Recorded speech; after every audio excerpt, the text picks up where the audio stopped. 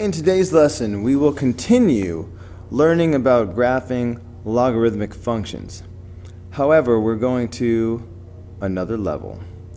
In the past, we worked on parent functions like number 1, but we didn't have anything that was being added or subtracted like number 2 or number 3. So these will be shifts up, down, left, right. We have some reflections over the x-axis. So we're taking it to another level today. All right, well, the beginning steps are, however, the same.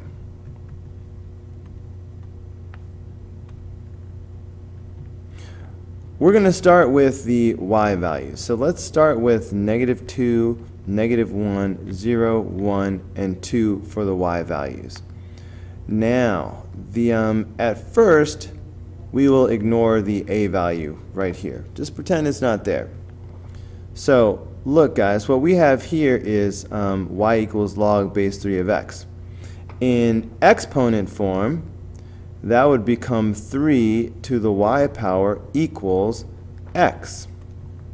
And this is the form that will help us get our x's, okay?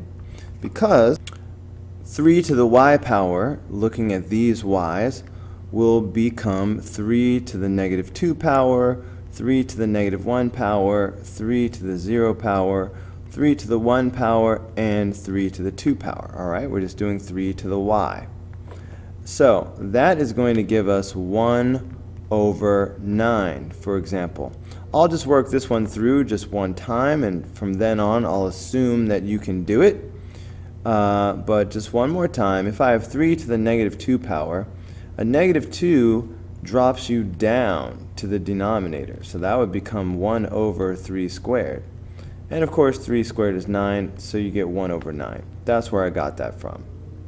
Similarly, this will just be 1/3. Anything to the 0 power is 1. 3 to the 1 power, of course, is 3, and 3 squared is 9. So this is what we have so far. But this problem does have an a value. A is 2. So what we're going to do is we are going to go ahead and multiply by a and put that in the third column. So we're multiplying these y values by 2. So we're just doing times 2. So that's going to give us -4 and -2 and 0 and 2 and 4. Now, once we get these new y values, we can disregard the old y values. So I'm going to graph these pairs, but I'm graphing the blue and the pink. Alright, so as I go ahead and start graphing those, what I have is 1/9, comma, -4. Guys, let's go ahead and get the asymptote drawn. Log functions will have a vertical asymptote. If there's no shifting, if there's nothing being added on or something like that, then the vertical asymptote will be the y-axis. So please go ahead and just draw that now. Okay, so 1/9 and -4. So that's over almost nothing. 1/9 is pretty much on the line. And then down to -4. So that'll be here. 1/3 and -2. So that's over just a tiny bit, just a little bit, and we're at -2. And then 1, 0, 3, 2. Okay, it's 3, 2, and 9, 4. So here's 9, 4. So these 5 dots will guide us, and we will do the best we can with the graph. This bottom part is going to appear to trace the asymptote for a while. So even though in your mind you know it doesn't actually touch the asymptote, ink has thickness, so there's no way to avoid the appearance of touching.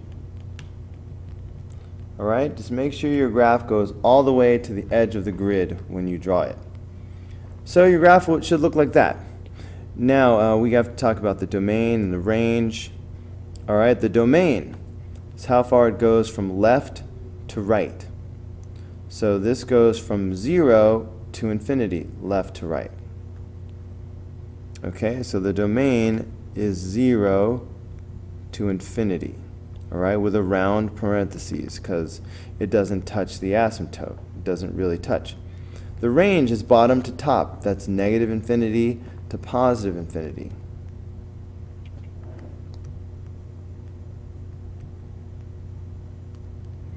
And of course the asymptote is a vertical line at 0. Vertical lines are always x equals a number. So this asymptote is the line x equals 0. All right, do not just put 0, you must put x equals 0. So that's it for number 1. Any questions? Well, I can't hear you, so let's move on. All right, so number 2. All right, see, look, number 1 did not have any shift. All right, there were nothing added or subtracted. So please understand, when we look at problem number 2, this plus 2 is something new. Stand by. All right, going back to number 1, let's take a look at this on the graphing calculator. Let's play with it and see what happens when we add things to it. So look, log base 3 of x, that is the parent function. So let's start with that. So here's log base 3 of x on a graphing calculator. If I graph it, you see that it looks like this. Okay, let's compare that to what we had. Okay, well, okay, actually this is the one after we've actually multiplied by 2. So let's go ahead and do that. Let's go ahead and include the times 2 part and see how that changes things. Okay, so here's the original function. In fact, I think I'll make that bolder. Okay, there's the original function. Now, here's the same function, but multiplied by 2. All right, so again, the original function will be bold, and the new function multiplied by 2 will be a little thinner. Let's take a look. All right, so there's the original function. And here's what happens when you multiply it by 2. All right, so it's basically in the same place, but it's just stretched out a little bit more. Okay? All right, now let's find out what happens when we add or subtract something. Okay, so looking at this function, now this time I'm going to go ahead and use the 2 log base 3 of x as the parent function. All right, so that one will be bold. Let's see what the change is if you add 5 on the end of it like this. All right, so there's the original, and here's what it looks like when you add 5. So hopefully you can see that the entire graph has just moved up 5 units. Okay, it's moved up 5, vertical translation. Okay, what do you think would happen if I made this a minus 5 instead? Okay, let's check your hypothesis. There's the original function, and there's a new function. If you guessed the graph would move down 5 units because of the minus 5, then you were right. Okay, well, what about this though? So notice how this minus 5 is outside of the parentheses. Imagine that we put it inside the parentheses. Will that make a difference?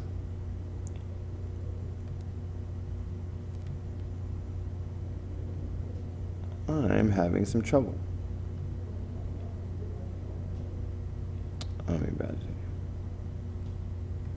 All right, stand by. Oh, I guess I just need to do this. So x minus 5. Okay, so now I've moved the minus 5 inside of the parentheses. How do you think this graph will be different from the original? Will it still be down 5? Let's take a look. There's the original. Whoa, and there is the new one. So with that minus 5 inside the parentheses, the graph moved to the right 5 units. Okay? So pay attention to that. So if you have the minus 5 inside, That'll be to the right 5 units, which is kind of the opposite of what you might normally think. All right, a negative moving you to the right. And you can bet that if we made this a positive 5 inside of the parentheses, it will move to the left. So there's the original again, and sure enough, it moves to the left. Okay, so just to review, if you add something or subtract outside the parentheses, that will be an up or down motion. Up will be positive, down will be negative. If you add or subtract inside the parentheses, you will get a left or right motion, but it's the opposite of what you would normally think. A positive will send you to the left that many units. So keep that in mind as we do problem number 2. So this plus 2 on the end, do you think this is going to move us up 2, down 2, left 2, or right 2? I'm hoping you said up 2, because it is not in parentheses. If I had put this in parentheses, then that would be left 2. Okay, but it wasn't. So we will deal with that later. For right now, let's just focus on the parent function. So ignore the plus 2 and ignore the 3. So ignoring that, all right, here we have the log form. And the exponent form is x equals 1/2 to the y power. So with this in mind, using our y values of, stand by, -2, -1, 0, 1, and 2, I can find the x values using this. So I will be doing 1/2 to the -2 power, 1/2 to the -1 power, 1/2 to the 0 power, 1/2 to the 1 power, and 1/2 to the 2nd power. That will give me an x value of 4 and 2 and 1 and 1/2 and 1/4. Okay, I'm going to do this one out the long way just to be very, very clear. If I have a fraction to a negative power, I can do the reciprocal and make it a positive power. So 1/2, the reciprocal of 1/2 is 2 over 1. So it's like 2 over 1 to the positive 2 power. But of course 2 over 1 is just 2. So it's 2 squared, which is 4. That's where I'm getting the 4 from. So when you see this negative power on a fraction, do the reciprocal. Okay? Now it's time for the a value, this third column. All right, our a value is 3. So let's go ahead and multiply all these y values by 3. So that will give us -6, -3, 0, 3, and 6. Once you have your new y values, you can disregard the old ones. So we're going to graph these, but we will be graphing the blue and the pink. So what I'm going to have now, in my mind, I'm thinking ahead, and I see that we're going to have a shift coming up later. This plus 2 is coming up later. So that means whatever I do now has got to be just a temporary graph. It's not the final answer. So I'm going to do it in this green color. It's kind of a light color that reminds me that's temporary. And also, I won't connect these dots. I'm just going to leave them only as dots. So here I go. 4, -6. That's over 4 and down 6. Okay, and then 2, -3. And then 1, 0. And then 1/2 and 3, so half of the way over, and 3. And then 1/4 and 6, so just barely over at all, and we're up to 6. Okay, so this is really showing me what the graph is looking like right now. All right, it's doing this kind of curve, very large. But I'm not going to draw that curve because that's temporary. Now, like you told me earlier, this plus 2 is going to have the effect of moving the graph up 2. Okay, so what I'm going to do now is I'm going to take each of these points and I'm going to move them up 2. So this will be here, and this will be here, this will be here, and here, and here. So these pink points are the same points, but we have now done the shift of up 2. Alright, so these are the real points, the final answer. Let's go ahead and get our asymptote on here, okay? Our original asymptote was on the y-axis. Alright, now shifting up 2 doesn't have any effect on the asymptote. Alright, so there's my asymptote. Focus on the pink dots because that's the real deal. And go ahead and draw your curve as best you can. Okay, so it should look something like this.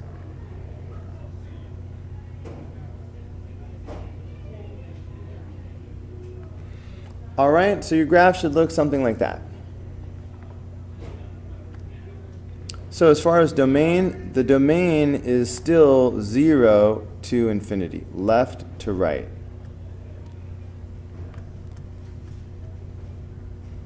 The range is negative infinity to positive infinity. Down forever, up forever.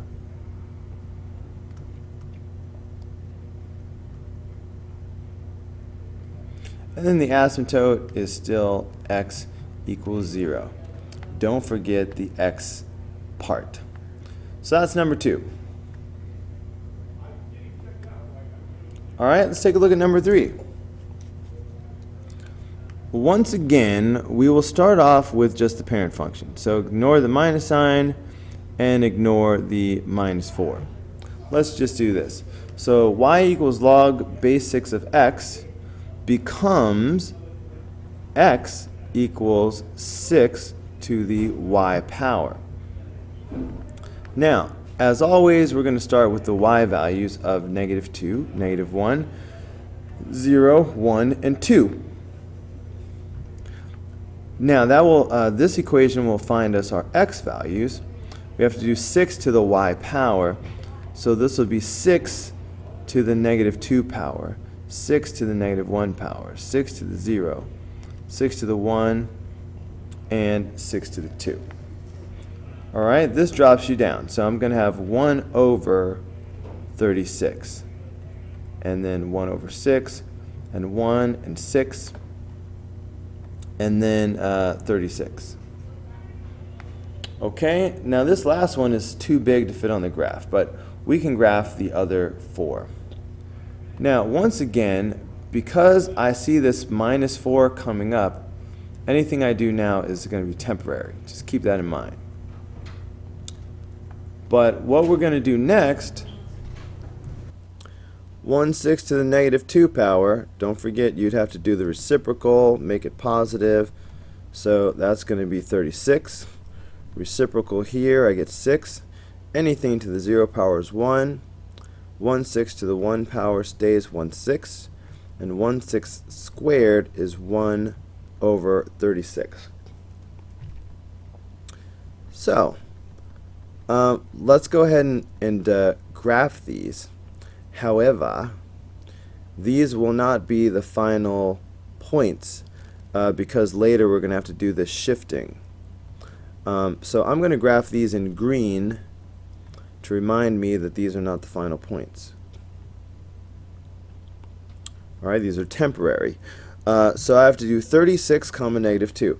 Well, that's way off the graph. Forget about it. So 6 comma -1 is next. It's right there.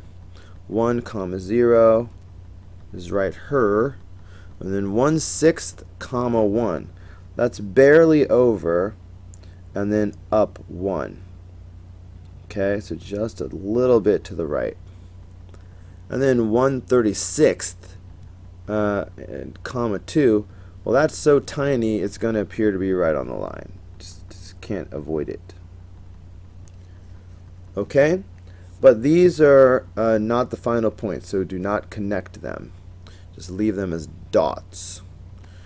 Now it's time for the shifting to make the final points. Okay, so let's unveil the shifting. Well, this plus 2 right here is going to send us to the left 2. This minus 4 is going to send us down 4. Okay, left 2, down 4. So starting with this, if I go left 2 and down 4, then I'm here. And the next one is going to be about here. The next one here.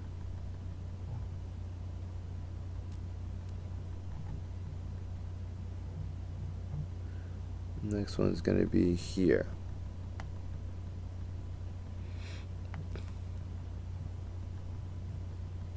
Yeah, okay. So if I move all these points left 2 and down 4, then here you go. These are the real points. Before I draw them, it helps me to have my asymptote drawn. Now, the down 4 part doesn't do anything to the asymptote. Moving a vertical line up and down, it still looks the same. Just the left 2 matters to the asymptote. So the asymptote, which usually is on the y-axis, if I move it left 2, it'll be over here.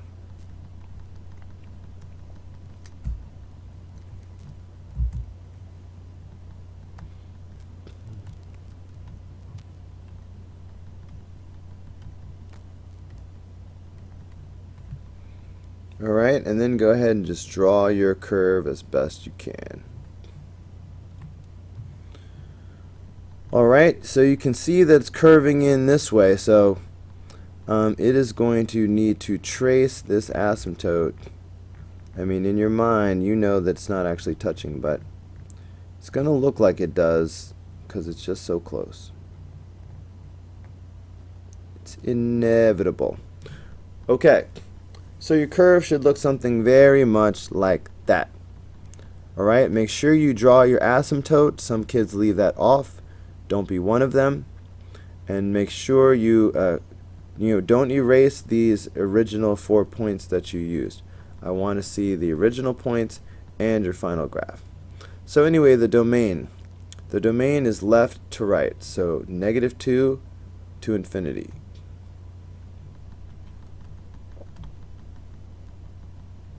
The range, once again, will be -infinity to +infinity because it goes, because it goes down forever and up forever. And the asymptote is here at -2 now because of the shifting. So that's x equals -2. Do not leave off the x equals part. And that's the last problem. So that is it for this lesson. And guys, I will see you on the next video.